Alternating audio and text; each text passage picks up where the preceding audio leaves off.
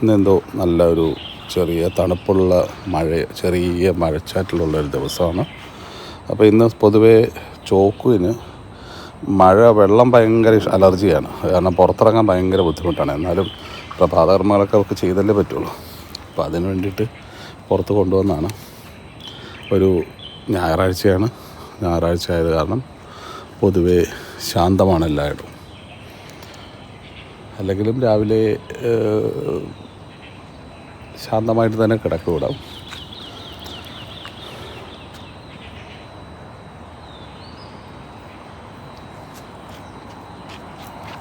വരൂ കുട്ടി.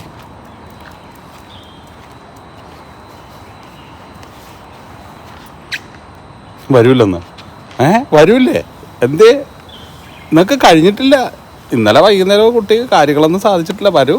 വരൂ കുട്ടി. ഹലോ, വന്നേ. ഇനി പേടിപ്പിക്കണോ? വന്നേ. അത് പറ്റുമൊന്നുമില്ല. വന്നേ. നമുക്ക് നടക്കാൻ പറ്റുമല്ലോ. അത് ശരിയാകത്തില്ല. വീട്ടിലേക്കൊന്നും പോകണ്ട. ഓട് പെണ്ണ് ഓടിക്ക്. അത് പറക്കൊത്തൊന്നുമില്ല. നിന്നെ നടത്തിച്ചിട്ടേ ഞാൻ കൊണ്ടുപോളൂ. വരില്ലെന്നോ?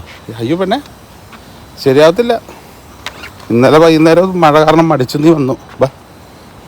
പോ ഓടി വേണ്ട, ശരിയാവത്തില്ല. നമുക്ക് നടക്കണം. മടിച്ച് വെള്ളമൊക്കെ കുറച്ച് കിടക്കുന്നതുകൊണ്ട്, ചെറിയ വെള്ളമൊന്നുമില്ല, ചെറിയായിട്ടിങ്ങനെ അത് കിടക്കുന്നതുകൊണ്ട് അവൾക്ക് നടക്കാൻ ബുദ്ധിമുട്ട്. വെള്ള അലർജിയുള്ളൊരു കുട്ടിയാണ് അവൾ. ഹലോ, ശരിയാവില്ല കുട്ടി. നമുക്ക് നടന്നേ പറ്റൂ. നമുക്ക് പ്രഭാതകർമ്മങ്ങളൊക്കെ ചെയ്യണ്ടേ? കുട്ടി വീട്ടിനുള്ളിലൊന്നും ചെയ്യില്ലല്ലോ, പുറത്തല്ലേ ചെയ്യുള്ളൂ. അപ്പം ഇനി ചെറിയ മഴയുണ്ട് ഇപ്പം. അപ്പം എന്തായാലും നമുക്ക് പോയി ചെയ്തൊക്കെ പറ്റുള്ളൂ കേട്ടോ. നമുക്ക് ചോക്കുൻ്റെ ഫ്രണ്ട്സൊക്കെ വരും. ഇപ്പം സാധാരണ മഴ പെയ്യുന്ന സമയം, ചെറിയ മഴച്ചാറൊക്കെയുള്ള സമയങ്ങളിൽ ഞങ്ങളുടെ ഇവിടെ അണ്ടർഗ്രൗണ്ട് പാർക്കിംഗ് ആണ് കംപ്ലീറ്റ്ലി. മുകളിൽ ഇവിടെ ഇങ്ങനെ ഗാർഡൻ തന്നിരിക്കുന്നത്. അപ്പോൾ അണ്ടർഗ്രൗണ്ടിൽ ആൾക്കാർ കൊണ്ടുപോയിട്ട് പട്ടിയുടെ പ്രഭാതകർമ്മങ്ങളൊക്കെ അതൊക്കെ ചെയ്യിപ്പിക്കും. അപ്പോൾ അവരെ അതിനുള്ള ഒരു പ്ലാസ്റ്റിക് കിറ്റും അതെടുക്കാനുള്ള സാധനങ്ങളൊക്കെ കയ്യിലുണ്ടാവും.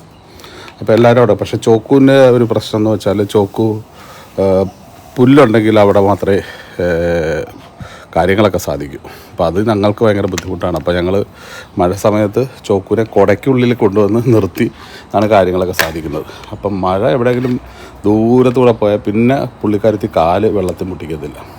പിന്നെ ഞങ്ങൾ എടുത്ത് അവളെ കൊണ്ടുവന്ന് വല്ല മരത്തിൻ്റെയൊക്കെ ചുവട്ടിൽ നിർത്തി കുട ചോടിച്ച് നിർത്തി കുറേ നേരം ബുദ്ധിമുട്ടിയാൽ മാത്രമേ കാര്യങ്ങൾ സാധിക്കുള്ളൂ. അങ്ങനെ കുറച്ച് പിടിവാശിയൊക്കെ ഉള്ളൊരു പെൺകുട്ടിയാണ് അവൾ. ഇപ്പോൾ എല്ലാവരും നമ്മളെ കുറ്റപ്പെടുത്തുന്നുണ്ടായിരുന്നു വായിൽ വെച്ച് കൊടുക്കുന്നത് എന്തിനാണെന്ന്. പക്ഷേ കാര്യം എന്ന് വെച്ചാൽ ചോക്കു ഭക്ഷണം കഴിക്കില്ല. ചെറുപ്പം മുതലേ അങ്ങനെയാണ്. 2-3 ദിവസം വരെ ഭക്ഷണം കഴിക്കാതിരിക്കും.